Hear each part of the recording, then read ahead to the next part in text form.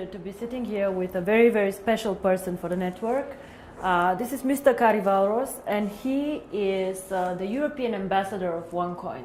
So he is somebody who drives actually the network in Europe, be it the Scandinavian countries, Germany, UK, but also Russia and Kazakhstan, which are very important markets for us actually. So Kari, how have the last months been for you? Oh, where could I be? Where could I start? So first of all, I'm very happy to be here with you with the new fantastic office. But since I started my travel as an ambassador, it has been an amazing journey for me. I've been a kind of a rock star in this industry a long time, but actually this is created me first time in my life to be a little bit humble, but absolutely honorable to have to work with the people, because I never seen so many happy people in my life ever. So wherever I arrive, people are happy and smiling and very polite, and it feels like a big family which is being created all around. So it's been an amazing experience so far. So I know you want to ask me some questions, but before we do this, I want to ask you one. We all know that I'm more a financial person and not so much in the network, but share with me, why do you think people like OneCoin so much? What is the reason that they get excited by the concept and like it? I think first thing is because there are no demands. It's, you can join and you are not asked to do anything. That is something that people are attracted to. And once they get the right information, which is, by the way, not really available because there is so many wrong information, but once you give them the right information, it's so simple and clear and understandable. And I think because there is no demand and people see that they belong something. Mm-hmm. They belong something bigger, and this is how I think it is the most important thing. Well, this makes me, of course, very, very happy. Now, you want to ask me a few questions, so go ahead. Well, of course, I work basically in Europe and CIS. So, what Europe means to OneCoin? Well, Kari, we started actually. OneCoin was when we started.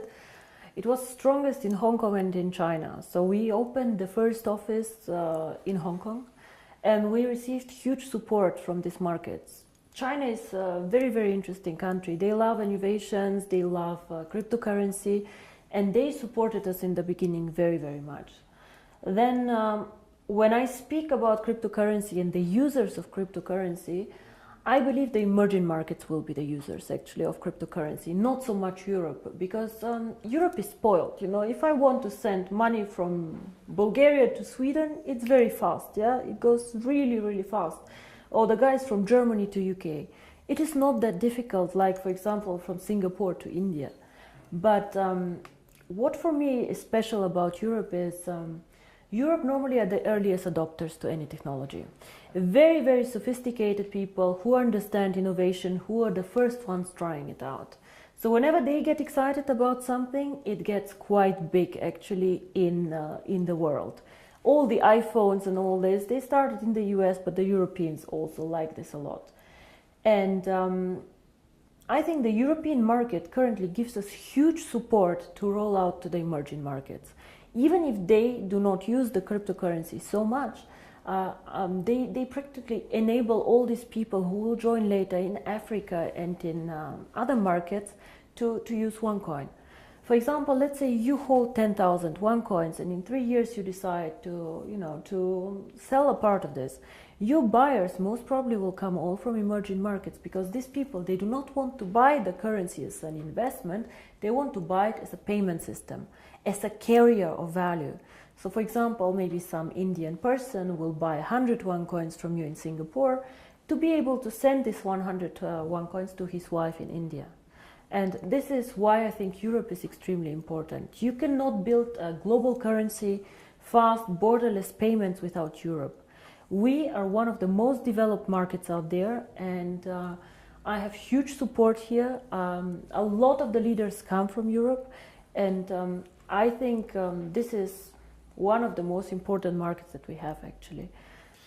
All right, well, I'm working in an area that is pretty much known as a wealthy area. Europeans are a wealthy country, and also Russia, Kazakhstan, Ukraine, it's really wealthy countries. And they asked me the questions. Well, I know how I answer, but what is it? Because they are limiting the coin sales. So what is your answer to that? That why we are limiting the coin sales so drastically? I see. How they think that, you know, so your question somebody is, wants to sell more right. coins. So your question is, some of us mine coins and they go to the internal exchange, and some of us sell coins and buy coins. Yeah. So as OneCoin, as I say, is 1 year old. First of all, it's not like Bitcoin. It is not a liquid market yet. So it means that there might be a day where we have a huge demand for coin sales or a huge demand for coin buying. And this is why we as a company always say buying and selling the coin should never be a reason why you join. The coin actually needs to be used. So we need to have some time, and I say always it's 3 to 5 years until we really manage to have a usability and a liquid market where you can do unlimited sales and buying actually on the market. Until then, Kari, if you do not have limits, for example, what can happen is that one person with a huge sales order or huge buy order can distort the price a lot. And this is what happens to Bitcoin often. I don't know if you see all this going up, down in a very, very big amount. And this is called volatility, and we do not want to have a very big volatility for our coin. People do not understand how it can be that Bitcoin today is worth $500 and tomorrow only $400 within a day. This is very disturbing, and if you are a merchant who takes Bitcoins, you don't want to have this, because you want to be sure that if you take a Bitcoin today, it will not be valued 20% or 30% less tomorrow. Of course, you're very happy if it's valued 30% more, but it goes both sides. Absolutely, yeah. So cryptocurrency is one of the riskiest assets actually out there. High volatility, low liquidity on the markets. So for us to achieve a high liquidity, we need to work first on the value creation of the coin, on the liquidity, and it will take time. So all these people, why we have created this exchange? We have created it so people can learn to trade it, but it's not a self, the idea is not just that we go buy and sell the coin there, but we wait for the usability of the coin. This coin is very, very young. We have so much way to go, but we have created miracles already. So I'm looking very, very positive into the future. But remember, the internal exchange is demand and supply. So you have to find somebody who wants to sell coins to buy, and the other way around. So the company itself is not obliged to buy back your coins or to sell your coins. If I don't have coins, I cannot sell them. Yeah? And as a company, we do not buy back the coins. So it's always you selling your coins to somebody else or somebody else buying from you. Don't forget also a bit the time differences. When China sleeps, you're awake, and so on. So sometimes, as I said, the market is not liquid and not efficient yet. And then the other question is, which relate to that, is that how is the value created? Now, there are two questions I think inside here. First is what is the value of cryptocurrency, and the second is how do we determine today if one coin is valued €1, €2, or €5? Yes. So we have a concept which is called mining difficulty. And there are calculators out there on the internet for Bitcoin. Everybody can Google them. You just Google Bitcoin mining difficulty calculator and you see how this is calculated. It's a very, very simple thing. You calculate, one is electricity costs for the mining, and the second is computer power. So to mine a coin, you need obviously a computer to do some calculations and electricity to get the computer running. So depending on these two things, the mining difficulty grows or goes down. It goes both ways. It can go up, it can go down. The more miner join, however, the more people who want to mine, the higher the mining difficulty goes, because more of them are in the pools. And this is, of course, what happens to OneCoin. So you can simulate this with these calculators. It's nothing that OneCoin invented. And this is how we today measure the value of the coin. Yeah? So we say if it costs us €5 to create the coin due to electricity, the servers and the computer power, this is what we think is the appropriate price. Of course, it fluctuates up and down based on demand and supply, but always in a corridor actually that we have set. So this is how we determine the price today. And the second question that you had actually is, but one day we go to the open market, so how do we know what is the value of this cryptocurrency? Why is Bitcoin worth $400 and not 1,000 or whatever. And here, in my opinion, there are two things how we determine the value of cryptocurrency. Cryptocurrency is not backed up by anything. We know this. So it's actually worthless. So it's not backed up by gold. It's not backed up by any other asset. OneCoin is not backed up. Yeah? Bitcoin is not backed up.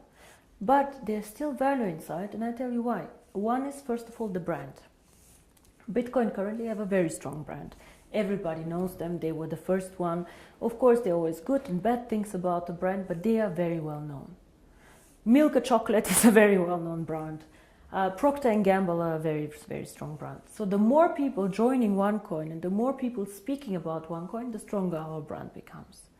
And this, I think, is something that makes us really a family, because if you go in the network marketing approach and go and sell shampoo, it does not make you stronger if somebody on a sideline sells shampoo. Only your downline makes you happy. But here, if another team makes OneCoin popular out there, this makes also your coin stronger and your team stronger. And this is something very, very special about OneCoin, I think. So the brand. And we have currently about 2 million paid members. In the database, we have over 10 million people who know about OneCoin. So we for sure have more users than Bitcoin, for sure. We are different, we are in a different system, but there are 2 million people who tomorrow could start using the coin if we want to. And this is great.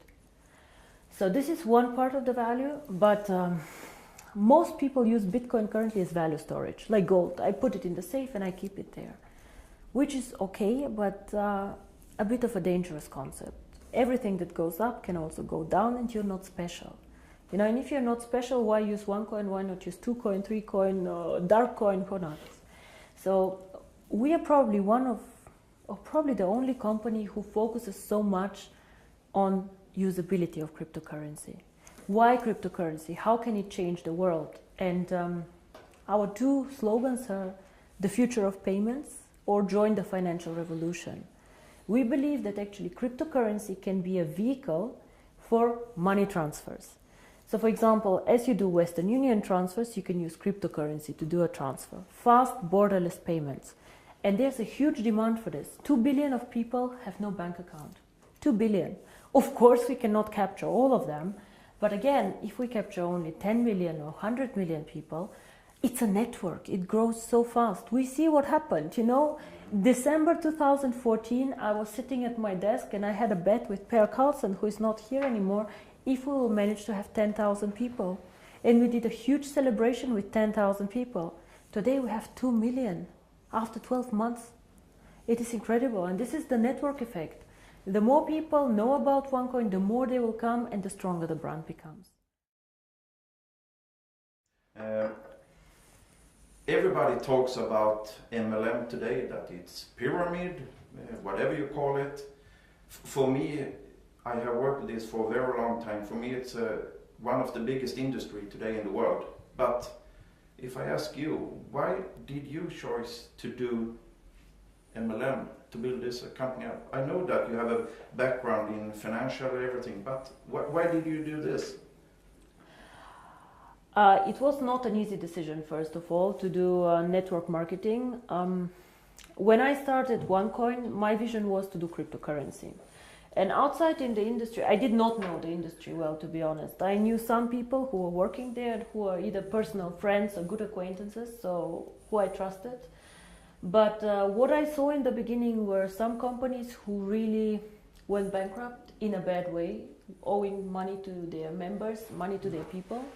But I also saw some mainly product-based companies who were doing a very, very good job out there and an impressive track record.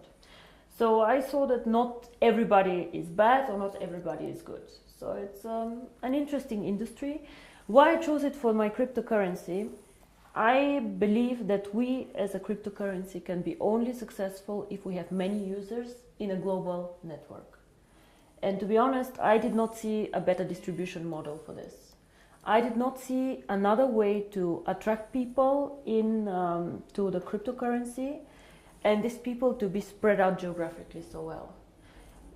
OneCoin can work only if it does cross-border payments. So if I have OneCoin only in China or only in Europe, it will not work well. We need the emerging markets, which is Asia, Thailand, Philippines, India, Africa, very, very interesting. These are the users of the coin. And if I would have gone in a traditional way, let's say with an IPO, with big investment funds, these people can buy, let's say, 100 million of coins, but they keep them, they do not use them. So for me, it was more important to get many, many users, even with a small investment sum or with a small sum that they want to participate with, but spread out geographically. And until now, I do not regret it. It's a very competitive industry. Unfortunately, sometimes I see the concept misrepresented. Yeah? We focus mostly on education, financial education, because in my opinion, nobody can understand cryptocurrency, nobody can understand even the financial world out there without education. So education is our product, and some of our members choose to mine the coin. By the way, I don't know if you know, but currently I checked the numbers, about only 10% of our members mine currently the coin. Oh. Only 10%. So a lot of the people, or I think most of them, actually participate in the program for the education. And this is something that makes me really happy, because this is what we are. We would like to foster a financial revolution, and financial revolution always comes with knowledge, education, and I think this is a very, very big part of the company. Now, Per, you asked me about the future of the network once all coins are mined. Now, I see the network as its own system, as our own ecosystem, and I will never go and sell shampoo in this network. This will never happen, because I have never done a network marketing company before, and I do not plan to do ever again a network marketing company. But the network itself is a value. It's a business that you guys are building. And for us, of course, it's also a value, because we can push our ideas through this network, and we can do a lot of things there. So to me, the ideal future of the network is to push, even when all coins are mined, the value of the coin. Be it to attract merchants for the coin, be it to create products who are connected to the value of the coin. And all what this network should focus on is something that somehow enhances the value of the coin. You guys know that we did some acquisitions, actually some networks that joined us. For example, Conligus, OPN. All these networks somehow helped us to build up the coin. Either they had interesting software for us, or they were geographically interested. But we never let somebody join us just because it's good or just because it's more people. We always strategically think of the future of the coin and how to make it stronger.